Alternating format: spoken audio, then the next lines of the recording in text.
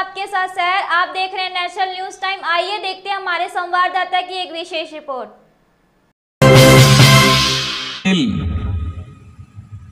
महिलाएं, पुरुष, पुलिस प्रशासन, मीडिया, आप सभी को मेरी तरफ से इस कार्यक्रम में लाख लाख जोहार। आज ये जो कार्यक्रम हो रहा है विधानसभा चुनाव को लेकर, हमारा देश 1947 में आज़ाद हुआ, 1950 में संविधान लागू हुआ। बाबा भीमराव अंबेडकर जी ने इस देश को चलाने के लिए कैसे कैसे चलाएंगे, जनता का प्रतिनिधित्व होगा, जनता का पूरा योगदान होगा इस देश को चलाने के लिए, यूं करके पूरा संविधान बनाया।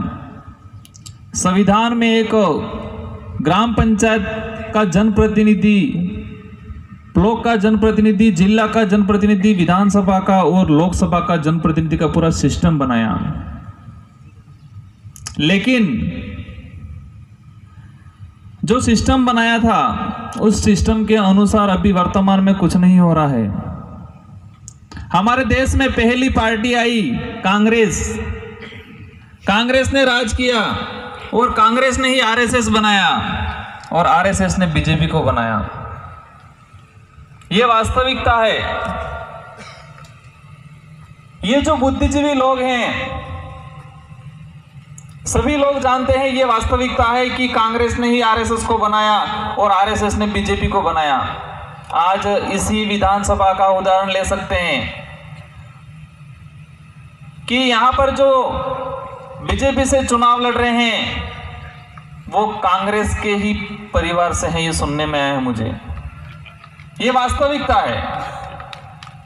आज तक इस देश की जनता को और विशेषकर आदिवासी बाहुल्य क्षेत्र के लोगों को और आदिवासियों को अपना सिर्फ वोट बैंक बना रखा।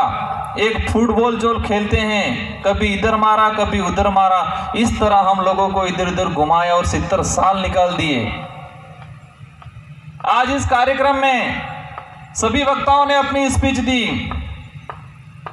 किसी ने मराठी में दी, किसी ने गुजराती में दी और किसी ने हिंदी में दी। तो मुझे तो जो हिंदी में दी थोड़ी बहुत समझ में आई और थोड़ी हिंदी में दी जो पूरी समझ में आई और गुजराती और मराठी में दी वो थोड़ी बहुत समझ में आई। लेकिन यहां पर जो मैंने जो अनुभव किया कि हम जो आए हैं इस कार्यक्रम में, सबकी मानसिकता क्या कहती है, हम क्या चाहते हैं, हमारे मन की भावना क्या कहती है।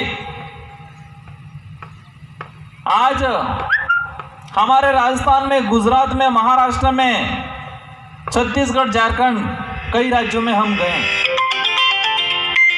लेकिन हमने जो ये आभास किया, हमने जो अनुभव किया, आज हमारा इतिहास उठा के देख लेते हैं कि हमारे जो पूर्वज थे उन्होंने असली लड़ाई अंग्रेजों से तो हमारे पूर्वजों ने लड़ी थी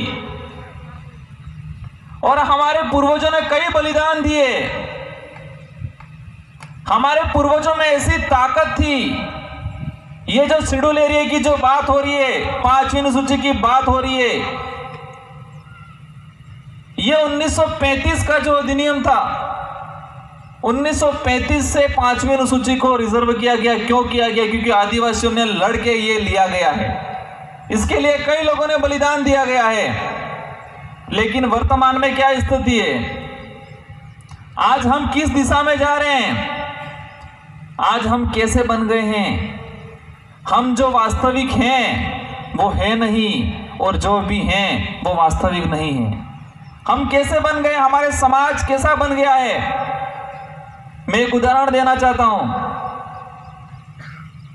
एक जो हाथी होता है, एलिफेंट, समझ में आ रहा है सबको? एक जो हाथी होता है वो इतना ताकतवर रहता है, जंगल में रहता है, इतना ताकतवर रहता है, वो इसकी इच्छा चाहे वहां घूमता है, वो चाहे इतना बलशाली होता है, किसी भी पेड़ को गिरा देता, अगर मार्केट में आएगा किसी गाड़ियों को भी इधर उधर कर देगा। इतना पावरफुल होता है वो हाथी।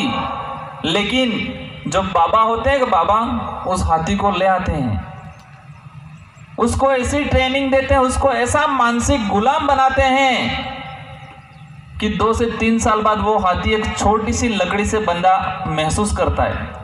वो बाबा उसको एक छोटी सी लकड़ी से बांध देता है और वो हाथी ये सोचता है कि मैं तो बंधा हुआ, मैं कुछ नहीं कर सकता हूँ।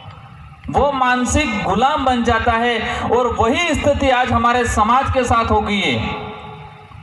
वही स्थिति आज हमारे समाज के साथ हो गई है। हम आज मानसिक रूप से गुलाम हैं। देश भले आज़ाद हो गया, लेकिन हमारी आज मेंटेलिटी आज़ाद नहीं हुई है। आज भी हम मानसिक रूप से आज़ाद हैं, सॉरी मानसिक रूप से गुलाम हैं। अभी कांति भाई ने बताया था कि राजस्थान में हमारे चुनाव में दारू बांटा जाता था, पैसा बांटा जाता था, लेकिन हमारे समाज में एक चीज है कि हमारा समाज स्वाभिमानी समाज है। वो ये सोचता है कि हमने जिसका खाया है उसी का गाएंगे, और उसी चीज का आज तक इन लोगों ने फायदा उठाया है। हम कई चुनाव में प्रचार में जाते हैं, जो वडील थे, बुजुर्ग थे, कहते हैं कि हम जिसका खाया है उसी का गाएंगे।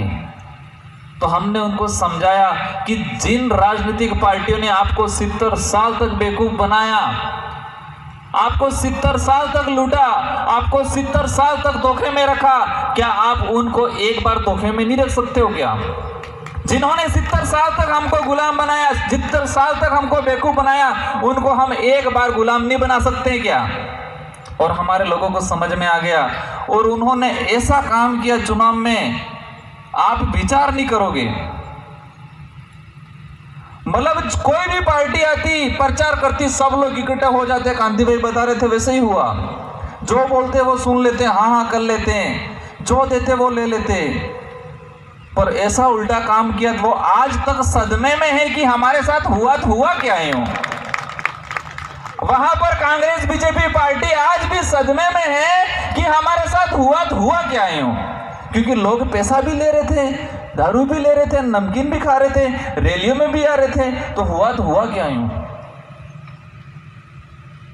तो आप लोगों को भी ये जो हमारा फॉर्मूला है वो अपनाना पड़ेगा, क्योंकि जिन्होंने 70 साल तक हमको बेवकूफ बनाया है, उनको एक बार बेवकूफ नहीं बनाओगे तब तक अक्ल नहीं आएगी उन लोगों को। आज विकास की बात करते हैं, हमारी मेंटेलिटी क्या कहती है, क्या विकास क्या है? आज एपीएल आवास एक घर मिल रहा है, गैस कनेक्शन मिल रहा है, शौचालय मिल रहा है, क्या हमारा विकास वह विकास है? यह हमारे लिए घातक है, क्योंकि आने वाले समय में सर्वे होगी तो देखा जाएगा एपीएल आवास मिला है, हाँ मिला है। शौचालय मिला है 12,000 का, मिलता है यहाँ पे शौचालय मिलता है 12,000 में कोई शौचालय बनता है? फिर राइट हो जाएगा, हाँ शौचालय भी मिल गया है। गैस कनेक्शन हो गया है, हाँ गैस कनेक्शन भी हो गया है। भले टंकी तो बच्चे उसको खेल रहे होंगे, क्योंकि एक बार फ्री में मिलती है, दूसरी बार तो पैसे देके ही भरानी पड़ती है। तो आने वाले समय में सर्वे होगी कि शौचालय भी है, गैस भी है, मकान भी है, मतलब कोई गरीब नहीं है, सभी अमीर हो जाएंगे। फिर मोदी जी बोलेंगे वहां से कि इस देश में आरक्षण की जरूरत नहीं है। हमारे प्रधानमंत्री ने शपथ ग्रहण लिया था, उस समय शायद एक 1 जून की स्पीच थी, उन्होंने एक वर्ड बोला था कि इस देश में न कोई जातियां रहेगी, न कोई भेदभाव होगा। क्या बोला था उन्होंने? कि इस देश में न कोई जातियां रहेगी, न कोई भेदभाव होगा। इसका अर्थ क्या है? मतलब जातियां नहीं रहेगी तो आरक्षण नहीं रहेगा।